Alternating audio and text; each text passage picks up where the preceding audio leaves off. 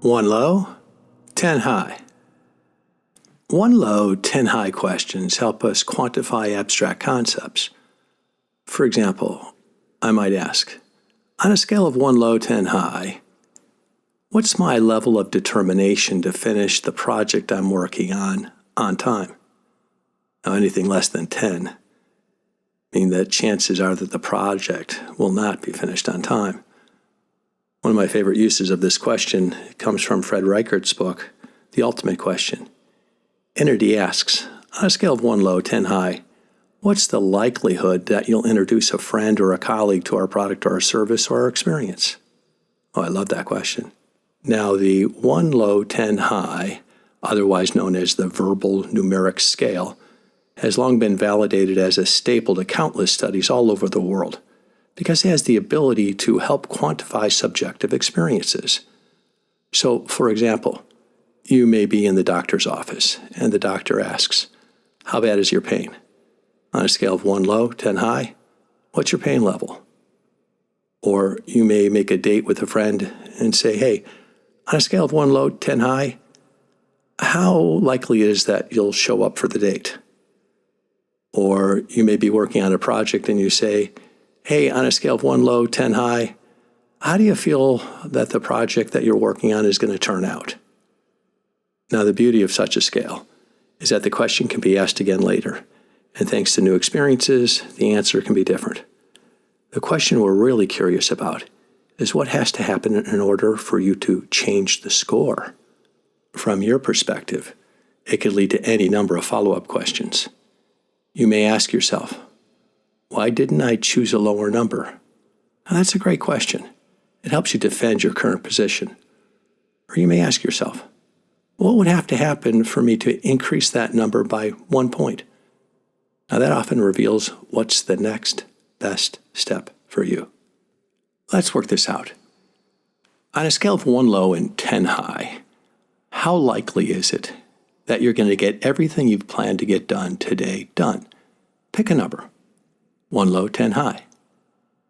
Now, write 25 to 30 words to this direction question.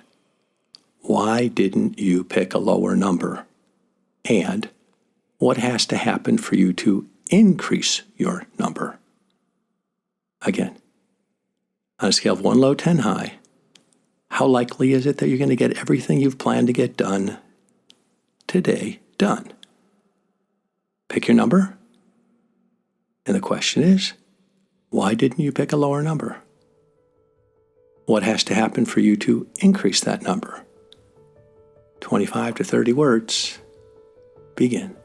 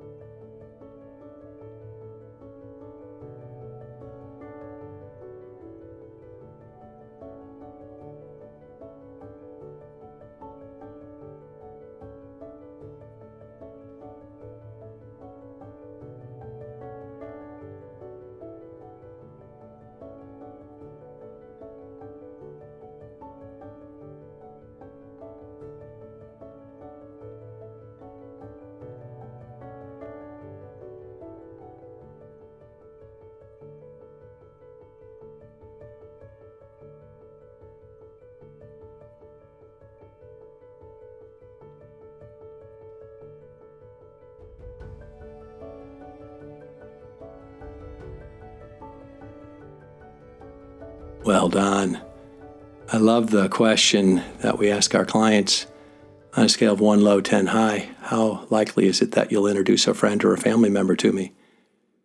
And if they say to you, 8 or 9, and you respond by saying, I wonder why didn't you pick a lower number?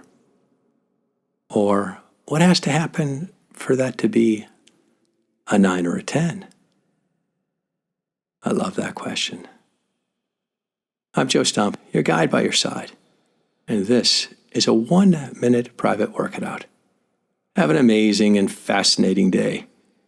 Asking the question, on a scale of 1 low, 10 high.